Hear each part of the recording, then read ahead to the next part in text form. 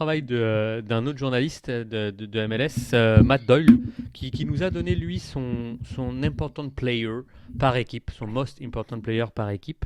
Et d'ailleurs, juste un petit commentaire de Luc que j'ai trouvé marrant. Donc, finalement, tous nos espoirs reposent sur le flair, comme le dit de Sofiane, de Olivier Renard, en espérant que notre...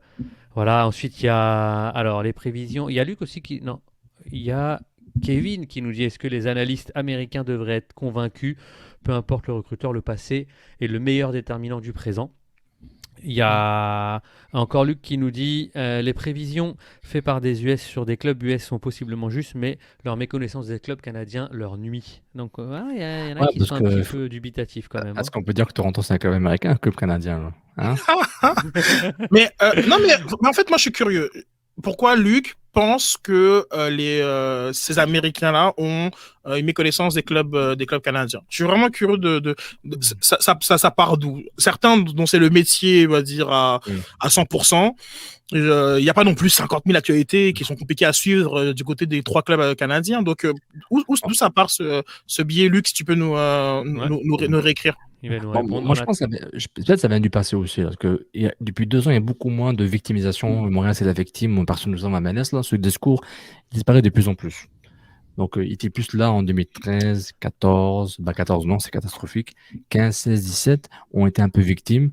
Mais là, les gens, ce que je lis un peu quand j'ai le temps, genre, j'ai pas l'impression qu'on se dit, tout le monde est contre nous, et puis personne nous aime.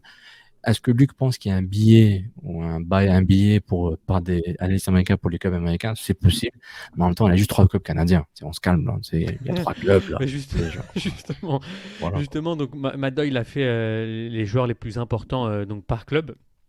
Je vais vous demander ce que vous en avez pensé. Est-ce qu'il y a il y a des choses sur lesquelles vous avez tilté? Moi, un petit peu, pour être honnête avec vous.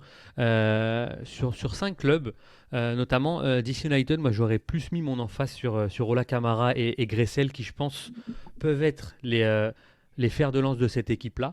Si eux sont moins performants, je pense que DC United aura du mal. Il y a Columbus aussi. C'est Molino, moi, qui m'intéresse beaucoup. Attends, Molino, Julien, ouais. il a pris qui pour Columbus? Tu m'as pas dit Oui, qui il a il choisi. a pris Zelarian. Ok, donc Doyle Ouais, a choisi Zelman. mais lui, quand il est arrivé dans cette équipe-là, ça a complètement changé. Si je me trompe pas, il était blessé en début de saison et quand il est arrivé, il a transformé le club là, au club imbattable. Zelarian, c'était toute une acquisition. Non, c'est sûr, mais est-ce que vous, il y a des noms, ou en tout cas qui vous ont pas choqué, mais sur lesquels vous dites, ah, moi j'aurais plutôt vu un autre joueur en joueur décisif, Nilton par exemple. Montréal, c'était Wanyama qui avait mis? Wanyama, ouais. Moi je suis d'accord avec lui. On commence par Montréal d'abord, on fait un tour de table, puis après. Moi j'étais d'accord avec pour mais Wanyama. je comprends pourquoi on va mettre un Wanyama parce que c'est la tête d'affiche, si on veut, de ce club-là. Ça devrait être lui. Mais je persiste. Je pense que je l'ai dit au dernier podcast ou je l'ai dit dans d'autres plateformes. Ce club-là va réussir grâce à 2 joueurs. Il va falloir que les performances de Mihailovic soient vraiment à la hauteur. Il va falloir que Johnson soit efficace dans ses interventions. Si ces 2 gars-là, ça ne fonctionne pas, le 13 et 14e position, il n'y a aucun problème. Là, c'est là qu'on s'en va. Wanyama, à la limite, si ça ne fonctionne pas, c'est pas si grave que ça parce qu'on a d'autres choses. C'est peut-être pas la même chose, mais on peut jouer d'une autre façon sans Wanyama. On l'a déjà prouvé.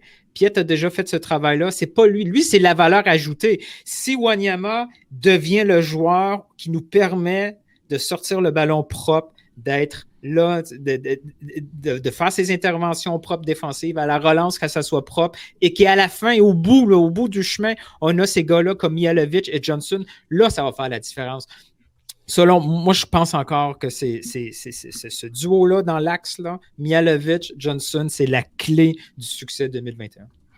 J'ai eu l'occasion seulement de répondre à cette question parce que quand je participais à C9 à 9, là, samedi, Olivier m'a posé une question aussi un peu similaire.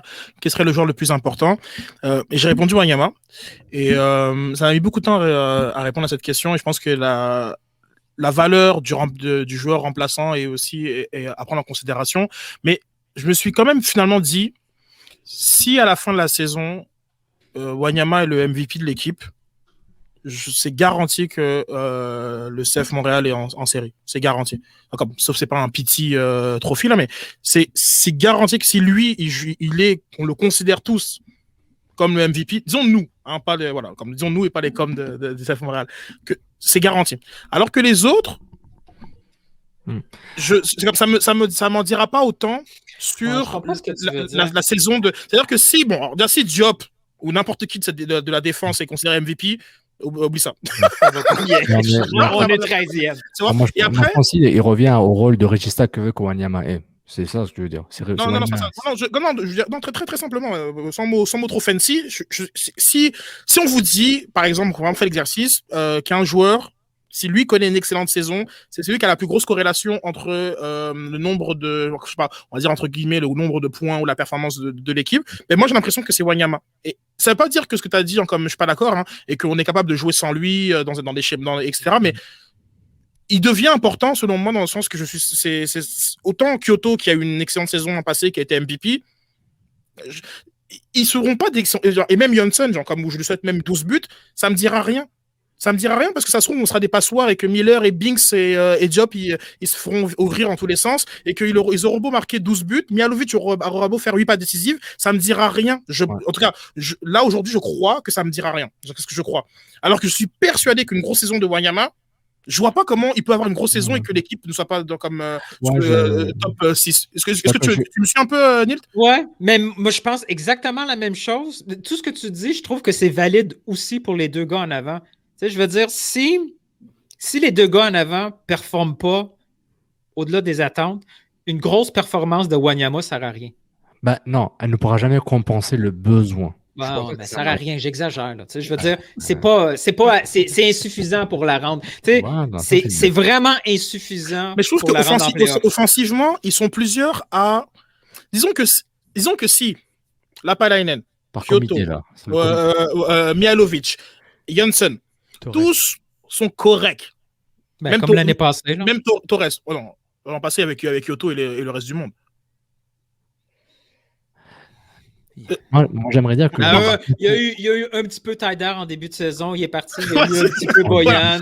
Des fois, il y a eu des flashs en gauche à droite. En début de saison, pardon. Excuse-me. Moi, je pense que eux, s'ils sont tous un peu corrects, offensivement, on devrait s'en sortir. Donc, ce sera pas beau, mais je pense qu'on pourrait s'en sortir. Défensivement, comme je croise les doigts.